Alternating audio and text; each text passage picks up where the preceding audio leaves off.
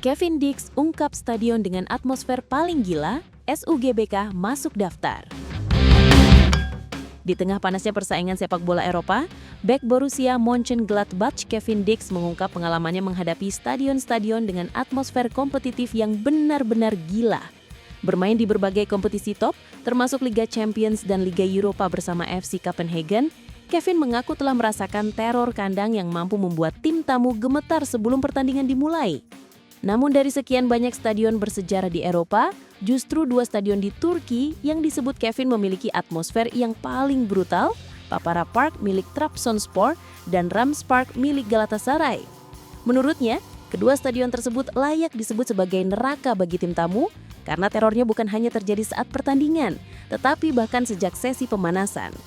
Saya pernah bermain di banyak stadion Turki, tapi Trabzonspor dan Galatasaray benar-benar gila. Jujur saja, saya pikir Trabzonspor lebih gila dari Galatasaray. Pemain berusia 29 tahun itu berkisah bagaimana 5 menit pertama bermain di Rams Park terasa mimpi buruk, sementara di Trabzonspor, bahkan sesi pemanasan di lapangan sudah menjadi tantangan mental tersendiri. Di Galatasaray, 5 menit pertama memang sangat sulit, tapi Trabzonspor bikin pemanasan kami di Copenhagen jadi hambatan besar, beberapa orang tidak bisa saling mendengar, dan itu benar-benar buruk bagi lawan. Namun yang lebih menarik, Kevin tak lupa memasukkan nama Stadion Utama Gelora Bung Karno (SUGBK) dalam daftar stadion beratmosfer dahsyat yang pernah ia rasakan. Menurutnya, dukungan fanatik puluhan ribu supporter Garuda di Stadion Kebanggaan Nasional itu mampu memberikan motivasi luar biasa bagi para pemain timnas Indonesia. Sementara bagi tim tamu, hal itu menjadi ujian mental yang tak mudah dilalui. SUGBK di Jakarta juga luar biasa untuk tim nasional, dukungan di sana benar-benar gila. Jadi ketiga stadion itu, pengakuan Kevin Dix ini jelas menjadi kebanggaan tersendiri bagi publik sepak bola Indonesia. Stadion yang dipenuhi ribuan suara Garuda tak hanya menjadi kandang, tetapi juga simbol kekuatan emosional yang terus menggetarkan lawan.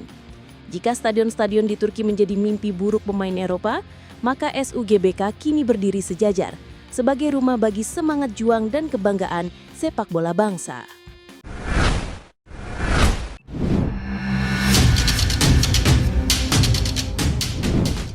Jejak STY jadi acuan, PSSI gelar fit and proper test untuk kandidat pelatih baru Timnas. Di tengah kekosongan kursi pelatih Timnas Indonesia yang masih menjadi sorotan publik, PSSI akhirnya memberikan gambaran mengenai arah proses seleksi pelatih baru. Wakil Ketua Umum PSSI Zainuddin Amali memastikan bahwa federasi akan kembali memakai mekanisme fit and proper test, sebuah metode yang pernah digunakan pada era kepemimpinan Muhammad Iryawan atau Iwan Bule saat memilih Shin Tae-yong di 2019. Model seleksi ini menuntut setiap kandidat pelatih untuk melakukan presentasi langsung di depan seluruh exco PSSI, menjelaskan filosofi permainan, program jangka panjang, hingga kesiapan mereka membangun timnas Indonesia dari level usia muda. Metode serupa sebelumnya mempertemukan Shin Tae-yong dan Luis Milla dalam sesi head-to-head di Kuala Lumpur, sebuah proses yang kala itu dianggap transparan dan profesional. Kursi pelatih Garuda sendiri masih lowong setelah PSSI mendepak Patrick Kluivert menyusul kegagalan timnas Indonesia melaju ke Piala Dunia 2026. Sejak itu, federasi belum menentukan sosok baru yang akan memimpin skuad merah putih.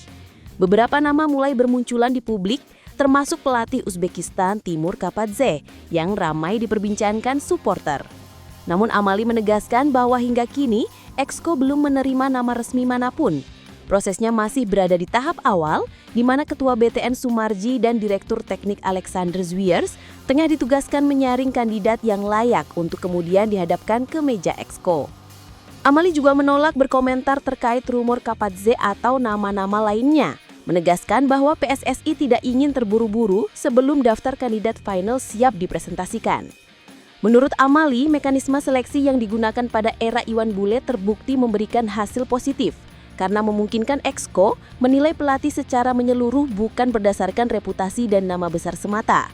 Ia menegaskan bahwa proses yang sama hampir pasti kembali diterapkan demi menjaga transparansi dan kualitas keputusan.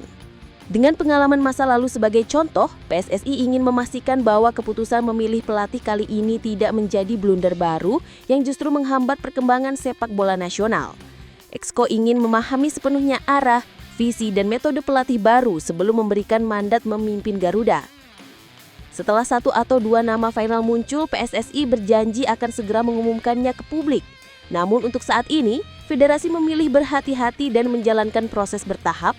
Transparansi menjadi kata kunci, dan Exco kini memegang peran besar dalam menentukan masa depan timnas Indonesia. Timur Kapadze masuk bursa pelatih timnas Indonesia, Raja Isa beri peringatan keras.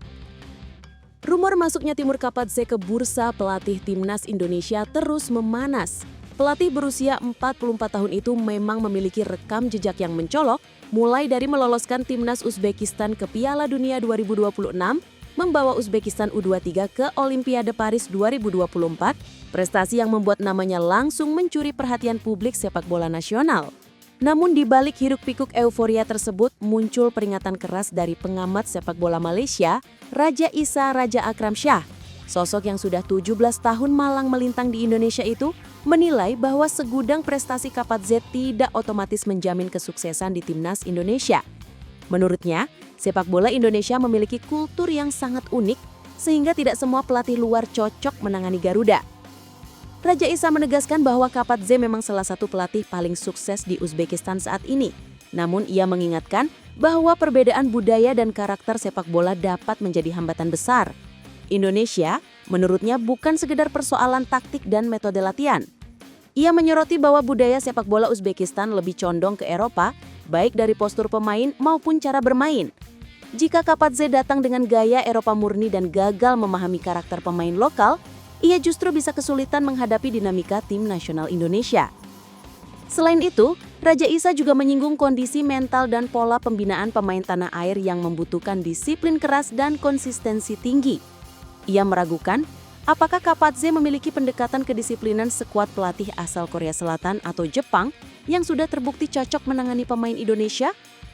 Raja Isa bahkan menyebut Shin Tae-yong sebagai contoh pelatih yang sebenarnya sudah sangat memahami kultur Indonesia dan hampir berhasil membangun karakter timnas Indonesia. Menurutnya, jika PSSI ingin mencari pelatih asing, mestinya federasi mengarah pada tipe pelatih Asia Timur atau pelatih Eropa beraliran Jerman yang disiplin dan detail. Lebih jauh, ia mengkritik pola pikir jangka pendek yang kerap terjadi di sepak bola Indonesia. Ia khawatir Kapadze akan bernasib sama seperti Shin Tae-yong, yakni menanggung beban ekspektasi instan dan dipecat hanya karena gagal memberikan gelar dalam waktu singkat. Padahal, menurutnya proses membangun tim nasional seharusnya difokuskan pada peningkatan level hingga mampu bersaing di Asia dan dunia. Apakah Indonesia siap menunggu proses panjang seperti itu? Di tengah rumor yang semakin kencang dan opini yang terus berkembang, kini bola panas berada di tangan PSSI. Apakah federasi akan memilih pelatih berprestasi tanpa mempertimbangkan adaptasi budaya? Atau justru belajar dari pengalaman masa lalu, bahwa membangun timnas Indonesia membutuhkan lebih dari sekedar nama besar, melainkan pemahaman mendalam terhadap kultur Garuda,